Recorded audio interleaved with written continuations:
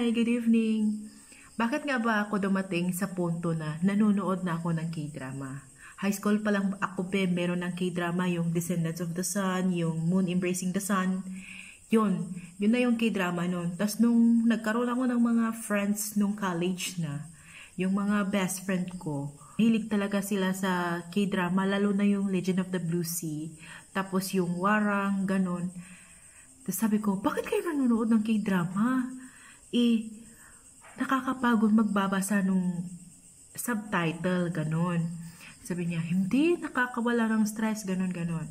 Hanggang nung this time lang parang stress na stress ako sa buhay. May sa akin na friend, gusto mo bang parang maaliw, makalimutan mo yung oras, ganon.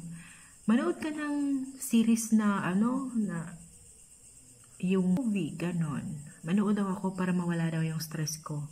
Then, sabi ko, ay, wala na, mas lalo ako mas stress kasi talagang movie lover ako noon pa movie lover talaga ako.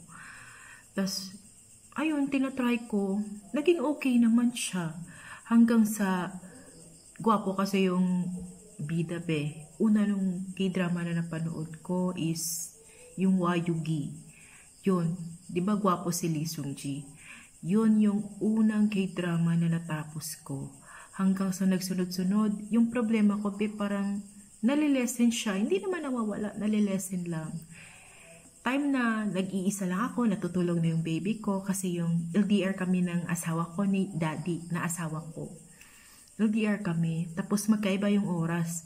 Habang inaantay ko siya na mag-off sa trabaho, nanonood ako ng K-drama, pampalipas oras lang pa ganun. Tapos ginagawa ko siya hanggang ngayon. Tapos nire-rate ko yung mga K-drama na natatapos ko. As a beginner lang naman, di ba?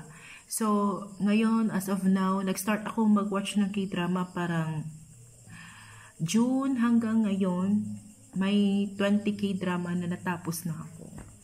So, nag-lesson talaga siya sa problema ko, yung time na gusto kong mapag-isa, nanonood ako ng K-drama kasi nalilesen talaga siya.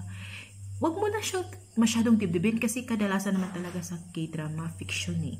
So, wag mo siyang masyadong dibdibin. Talagang manood ka lang. Kasi, nakakatulong talaga siya sa inyo. May isa talaga akong nabasa na, quote lang siya, ganon. Wait lang, basahin ko siya para sa inyo, tas explain ko. Ito na yung quote na nabasa ko. It's better to watch K-drama than flirting someone.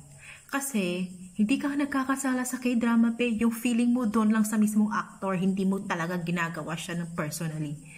Kaysa flirting someone, makakasira ka pa ng family mo, makakasira ka pa ng ibang family, may maaapakan ka pa. Kaya kung ako sa inyo, better not to do that. Manood na lang kayo ng K-drama. Mamahalin kayo ng K-drama at mamahalin nyo rin yung K-drama. Yun lang. Bye!